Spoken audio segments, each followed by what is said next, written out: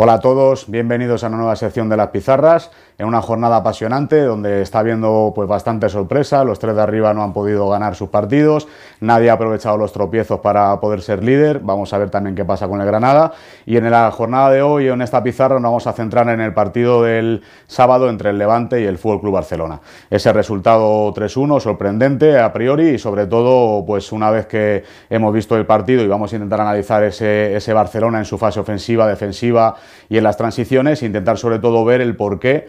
no pudo encontrar en ningún momento sobre todo su estilo de juego, ¿no? Ese modelo de juego con el que tanto se identifica el Barcelona. Pero también vamos a ver por qué pasó eso, y no solo fue por su culpa, sino por culpa del Levante, que hizo un gran partido, y también vamos a darle, por supuesto, el mérito que merece, tratando de analizar un poquito los dos equipos, centrándonos más en el Barcelona, pero también dando esas pinceladas que son muy importantes para saber el porqué de un partido como el de este sábado. Bueno, pues para empezar vemos aquí el sistema de juego que puso en liza el Fútbol Club Barcelona con su clásico 1-4-3-3. Vemos el posicionamiento, en este caso lo hacemos ya directamente más adelantado, con un sistema de juego donde vemos que los centrales y los laterales tienen una distancia diagonal bastante grande. Vemos a De Jong, que veremos esa función que hace de una variante ofensiva, incluso defensiva muchas veces, pero sobre todo ofensiva en la salida de balón, acercándose a los centrales para intentar dar salida. Vamos a ver los dos mediocentros que están acompañando a De Jong, Artur y Vidal, y esa línea de tres arriba, tres atacantes con Griezmann, con Suárez y con Messi por banda derecha. Y vamos a intentar también ver el motivo por el que la fluidez en el juego del Barcelona pues no fue tal en el partido del sábado, y sobre todo el motivo por el que se provocó esto. Para empezar, vimos una primera parte donde el juego quizás fue más espeso en cuanto a intensidad. Vemos un Barcelona y un Levante quizás con un poco de miedo en algunos momentos de si voy a presionar, si no ir a presionar, con lo cual el Barcelona ahí se sentía más o menos cómodo, con llegadas buenas sobre todo por banda izquierda, con Griezmann y con Semedo, que fue la parte que más utilizaron, y eso tiene una explicación muy lógica. Al final Griezmann se metía por dentro, siempre ocupaba más este espacio, eso dejaba a Suárez que pisara más área, con Messi libertad de movimientos, pero sobre todo en esta función Semedo, aun jugando a pierna cambiada, tenía muchas llegadas y podíamos ver los 2 contra 1 constantemente, cómo Griezmann se metía hacia adentro, sobre todo en este caso también como Campaña, que estuvo jugando por banda derecha de extremo en la primera parte, no daba las ayudas defensivas, por lo tanto siempre al lateral del Levante le cogía Griezmann aquí, Semedo aquí, hacían un 2 contra 1, y de hecho ahí viene el penalti también, y que en varias ocasiones se repitió esa acción. Ya en la segunda parte veremos cómo eso cambia. Bueno, en esa primera parte el Barcelona tiene más la posesión, tiene una conservación del juego un poco mayor, pero no tiene esa fluidez y esos apoyos. Eso tiene una lógica muy clara. De Jong viene a recibir para Lenglet o para Piqué en salida de balón. Artur y Vidal quedan muy adelantados. De forma que la distancia entre De Jong y los dos mediocentros que le acompañan es tan sumamente grande que ese juego de conservación del balón y de posicionamiento de jugadores que utiliza frecuentemente el Barcelona no se puede dar. Por lo tanto, tienen que abusar más o bien del balón largo o bien siempre de esas entradas que hablábamos por banda para generar ese 2 contra 1. Una vez que la primera parte más o menos acaba con ese 0-1 y sin que pasaran grandes cosas, sobre todo por parte del Barcelona, que no tuvo llegadas prácticamente, salvo esas que estábamos mencionando, llega la segunda parte, y en la segunda parte sí que hay muchos cambios. Vamos a verlo ahora claramente, cómo sale el Levante con un pressing claro, con un 1-4-4-2, presionando la salida de balón muy claramente, un pressing muy alto de jugadores con un pressing total sobre los que pueden recibir. Aquí vemos pressing total, y aquí De Jong es el que viene, pero también al mismo tiempo adelantan los dos mediocentros del Levante siempre en la posición para fijar a De Jong, que era quien estaba dando la salida. Como la distancia entre De Jong y entre Artur y Vidal era muy grande, fijaros que al final se van mucho más largos, la distancia que queda, porque estos jugadores aquí desaparecen, esta distancia que queda es tan grande. Vemos a De Jong, desaparece de aquí, se mete directamente casi como un central más en esa variante. Fijaros qué distancia queda. En este pressing el Barcelona no encuentra la salida, no encuentra los apoyos, y entonces no puede hacer esa conservación del balón, no puede hacer una salida limpia de balón, y el Levante aprovecha con ese pressing para robar, y en esos 7 minutos mágicos, digamos, de una intensidad enorme y de un pressing fundamentado sobre todo en ese pressing individual sobre 1 contra 1 en salida de balón, provoca los errores, sobre todo los 2 primeros goles, esos errores claramente provocados porque el Levante hace muy bien su función. Luego ya vemos otro gol de balón parado, donde el Levante en la segunda jugada ocupa la frontal del área, el Barcelona no la ocupa y viene ya ese tercer gol, quizá con un poco más de suerte porque, bueno, pues porque hay ahí una acción de rechace, pero hay que estar ahí para coger esa jugada, y el Levante pues lo hizo magníficamente bien en ese aspecto. Sobre todo las claves son que una vez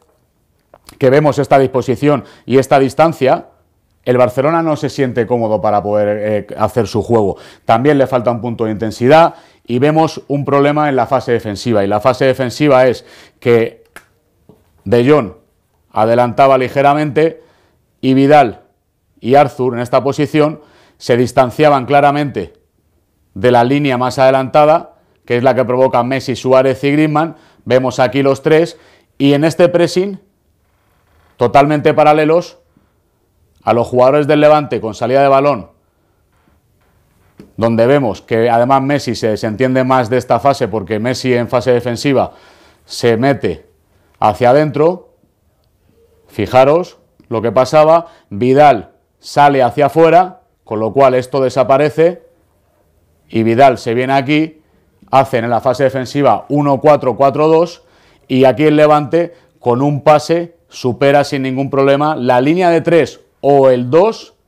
que hacen estando paralelos y que facilita al Levante la salida con los 2 mediocentros que siempre están buscando la espalda. Por eso las transiciones y la llegada del Levante le resultaba mucho más fácil por la mala colocación que tenían los medios del Barcelona y sobre todo por esa ocupación de forma paralela de las líneas. Tanto se hacían una línea de 3 para defender como en este caso se hacían una pareja con Suárez, Messi en la segunda parte ya lógicamente con la lesión de Suárez, con Carles Pérez metido en izquierda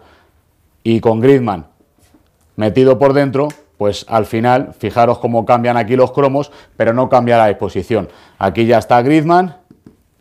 aquí está Carles Pérez. Carles Pérez sí ayuda más en tarea defensiva, pero sigue habiendo el mismo problema. Por lo tanto, al final, en la fase defensiva de Barcelona, a pesar de estar adelantados, el pressing no era intenso y, sobre todo, racionalmente no estaba bien ocupado por esa distancia entre los jugadores de la misma línea que estaban siempre de forma paralela y no de forma escalonada para intentar hacer cobertura sobre la misma línea. Una vez que luego en la segunda parte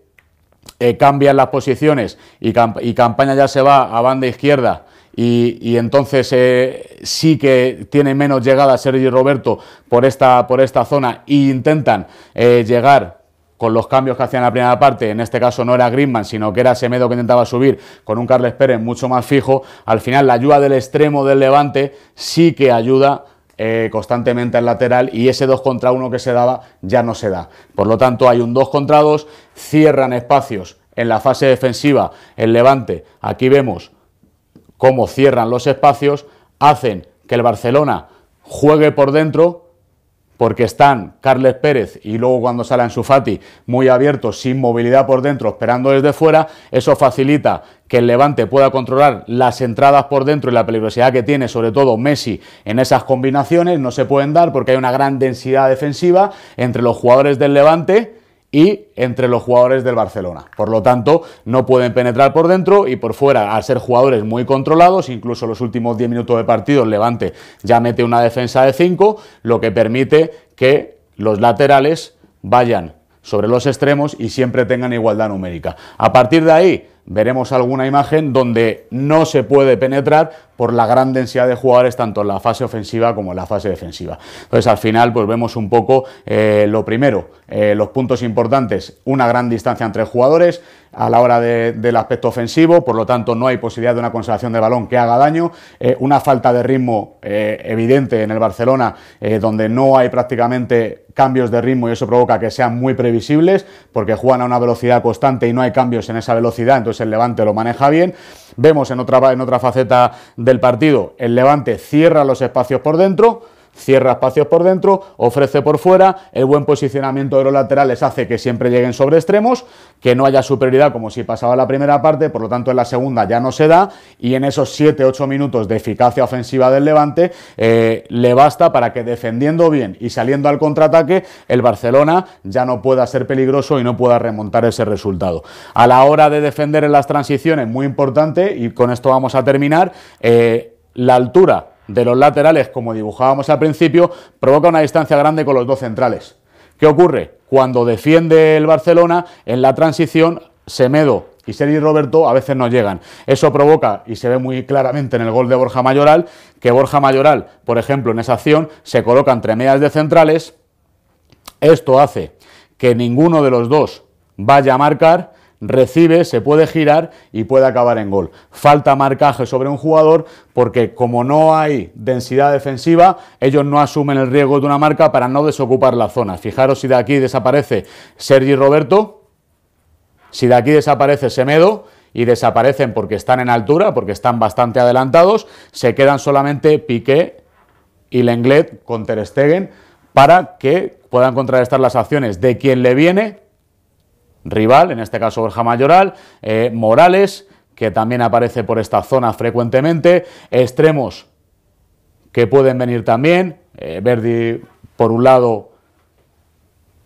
o Campaña por otro lado. Bueno, pues ahí vemos que esta superioridad que crean hace que ellos no hagan un marcaje sobre el rival y que puedan recibir, y de esa forma pues tengan muchas más dificultades en las transiciones defensivas, que fue algo que el Barcelona tampoco controló. Por lo tanto, pues vemos la importancia que tiene la ocupación relacional del terreno de juego siempre, tanto la fase ofensiva como la defensiva, y eso se da a partir de la buena distancia entre jugadores y de la buena distancia entre jugadores de línea y sobre todo también entre las propias líneas. Yo creo que algo muy importante de este partido es analizar que el talento no gana siempre los partidos, que la intensidad